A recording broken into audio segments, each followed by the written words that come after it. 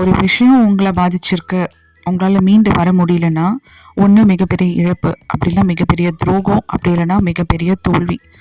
இது மூணுமே நீங்கள் என்ன தான் மோட்டிவேஷன் வீடியோ பார்த்தாலும் உங்களால் வெளியில் வர முடியாது. ஆனால் இதை வேறு விதமாக யோசிச்சு பாருங்கள்.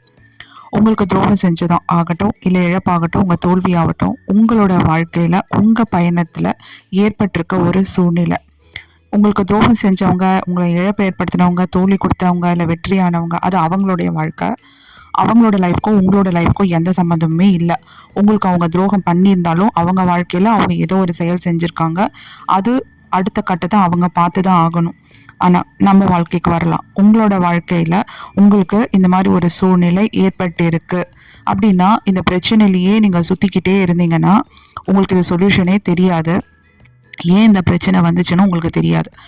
எப்பயுமே ஒரே கண்ணோட்டத்திலேயே ஒரு விஷயத்த பார்க்காதீங்க. உங்களுக்கு நடந்திருக்க விஷயம் நீங்கள் ஏன் அழுவுறீங்கன்னா, உங்கள் சைட்ல இருந்து உங்களோட பார்வையில் மட்டும்தான் நீங்கள் அந்த விஷயத்த பார்க்குறீங்க. அப்போது நீங்கள் இந்த விஷயத்தை விட்டு தள்ளி நின்று அடுத்த கட்டத்தில் இன்னும் கொஞ்சம் மேலேருந்து இந்த ப்ராப்ளம் பார்த்தீங்கன்னா, உங்களுக்கு இதுக்கான சொல்யூஷன், ஆன்சர்ஸ், ஏன் வந்தது எல்லாமே உங்களுக்கு தெரிய ஆரம்பிச்சிடும். கொஞ்சம் நிதானமாக இந்த பிரச்சனையை விட்டுட்டு வெளியில் வந்து அமைதியாக யோசிச்சு பாருங்கள். ஸோ உங்களுக்கு இது ஏன் நடந்தது, இதுலேருந்து நீங்கள் என்ன கற்றுக்கணும். அஃப்கோர்ஸ் இது மாதிரி முன்னாடியே கூட நடந்திருக்கும், ஆனால் நீங்கள் அதுலேருந்து லெசன் கற்றுட்டு இருந்திருக்க மாட்டீங்க. ஆனால் இப்போ திரும்பியும் வந்திருக்கு அப்படின்னா இது உங்களுக்கு என்ன கற்றுக் கொடுத்துருக்கோ அதை கற்றுக்குங்க. அப்புறமா இந்த பிரச்சனையை ஓவர் கம் பண்ணுறதுக்கு சொல்யூஷன் கூட உங்களுக்கு தெரியும். அது கூட நீங்கள் இந்த பிரச்சனையை விட்டு தள்ளி நின்று பார்த்தா தான் தெரியும். அப்போ நம்ம செய்ய வேண்டியது முதல்ல இந்த பிரச்சனை எனக்கு வந்துருச்சு, அவங்க எனக்கு பண்ணிட்டாங்க, இல்லை நான் தோத்துட்டேன், எதை பற்றியுமே யோசிக்கக்கூடாது. இப்படியே நீங்கள் யோசிச்சுட்டு இருந்தீங்கன்னா உங்களுக்கு ஏன் வந்தது சொல்யூஷன் கிடைக்காது. ஸோ இதை யோசிக்கிறத முதல்ல நிறுத்திட்டு, என்னுடைய வாழ்க்கையில் இந்த சூழ்நிலையை நான் எப்படி சால்வ் பண்ணணும், கண்டிப்பாக இந்த பிரச்சனைக்கு ஒரு சொல்யூஷன் இருக்கும், உங்களை அடுத்த கட்டத்துக்கு நோக்கி போகிற ஒரு நகர்வும் இருக்கும். என்ன நடந்துன்னு இருக்கு உங்கள் லைஃப்பில், யாரை நம்பணும், யாரை நம்பக்கூடாது, எதனால் தோல்வி வந்துச்சு, இந்த இழப்பு எதனால் வந்துச்சு, எல்லாமே உங்களுக்கு புரிஞ்சுக்க முடியும். அப்போ தான் உங்கள் வாழ்க்கையில் அடுத்த ஸ்டெப்பு இல்லைனா அடுத்து நடக்க போகிற விஷயத்துக்கு நீங்கள் சரிப்படுத்திக்க முடியும். நீங்கள் இதுலேயே உட்காந்துட்டு இருந்தீங்கன்னா கொஞ்ச நாள் கழிச்சு இந்த பிரச்சனை மறந்துடும், அப்படி நீங்கள் வெளியில் வந்துடுவீங்க, ஓகே.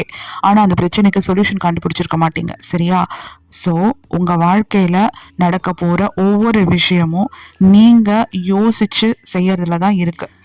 நேர்மை இருக்கிற எந்த பெண்களாகட்டும் ஆண்களாகட்டும் கடவுள் அவங்களுக்கு கண்டிப்பாக சப்போர்ட் பண்ணுவார். அதனால நம்மளுக்கு கடவுள் இருக்காரு அப்படின்னு நினச்சிட்டு போங்க. பயப்படாதீங்க, கலங்காதீங்க. உங்கள் வாழ்க்கையை வாழ்கிறதுக்கு உங்களுக்கு முழு திறமையும் வலிமையும் இருக்குது. உங்களால் செய்ய முடியும். உங்கள் வாழ்க்கையை பரிபூர்ணமாக வாழவும் முடியும். ஸோ இப்போ நடக்கிறது இந்த சூழ்நிலைகள், துரோகம் எல்லாமே வந்து உங்களை மேம்படுத்துறதுக்கு தான். அதே மாதிரி உங்களை துரோகம் பண்ணவங்கள தயவுசெய்து யோசிக்காதீங்க. ஏன்னா அவங்க வாழ்க்கையில் அவங்க பிரச்சனையை அவங்க சால்வ் போயிட்டு தான் இருக்கணும். அவங்களுக்கு வந்து இப்படி ஒரு துரோகம் செஞ்சாங்கன்னா அவங்களுக்கு என்ன நடக்குமோ அது அவங்களோட பாத், அது நம்மளுக்கு தேவையே கிடையாது. உங்களோட பாத்தை மட்டும் நீங்கள் பாருங்கள்.